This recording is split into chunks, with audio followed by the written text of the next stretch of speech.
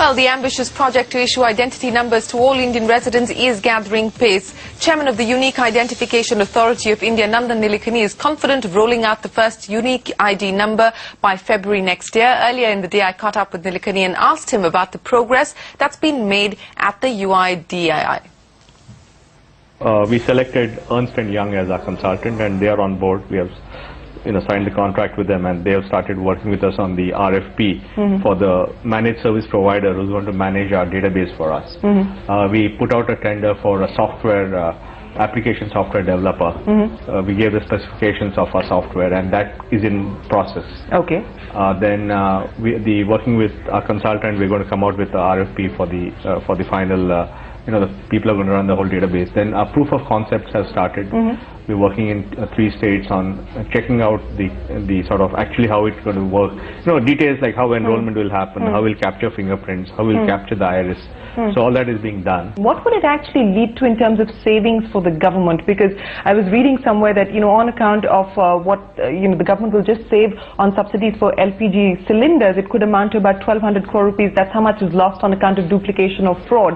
What could the savings be? It's difficult be? to put a number on this because it's not really us who's going to implement those savings. Sure. So savings depend on implementation. But if you look across the board, if you look at systems like the PDS, NREGA, kerosene subsidy, LPG subsidy, fertilizer subsidy, and old age pensions. We have a whole gamut of social welfare programs and subsidies. I think the savings will be fairly substantial. I can't put a number around it, but they'll be substantial. The speculation is maybe perhaps even to the tune of about 20,000 crore rupees a year. Would that be a safe figure I think to work it's all theoretical and sort of all estimate oriented. But there's no reason why the savings cannot be fairly large. Okay. As you yourself pointed out that this is only an identification number. A lot will really depend on how the delivery mechanism is actually engineered to deal with this. How do you see things moving? We have started signing MOUs with state governments, and recently we signed our first MOU with the state of Madhya Pradesh, and that MOU is on our website. So it tells exactly what is the relationship between us and the state. We are signing with other states. So over the next quarter, we're going to sign up with all the states. So that's one aspect. Now we also have in discussions with the Minister of Rural Development to make sure the NREGA tie-up happens.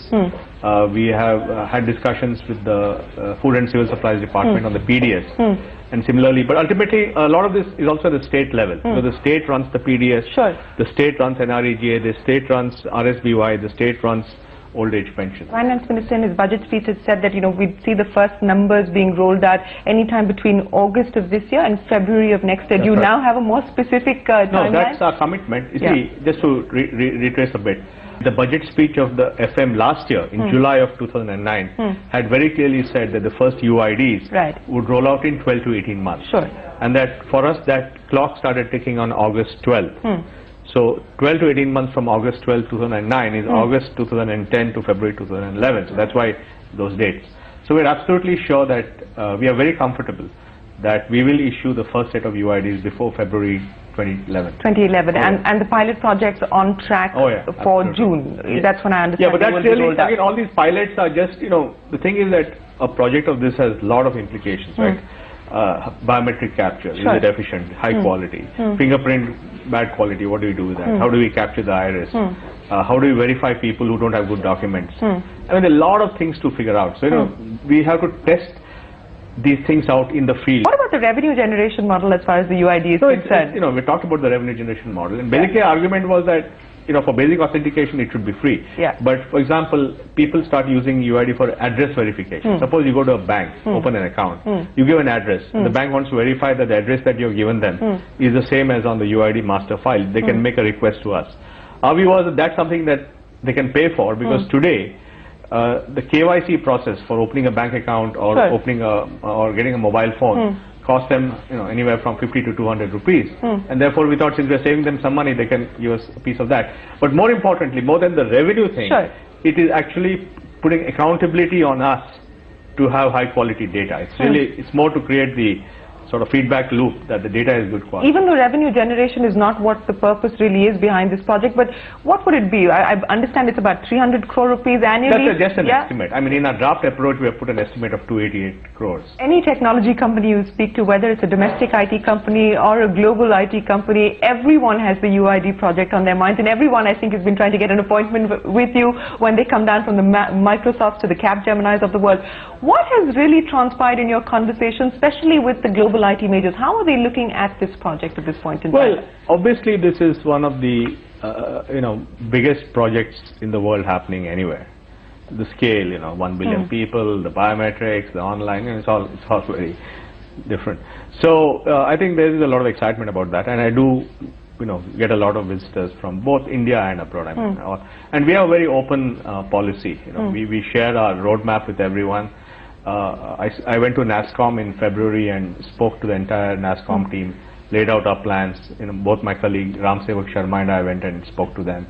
We are having a big vendor conference in April, where we are going to invite all potential suppliers of our ecosystem, and we're laying out the roadmap.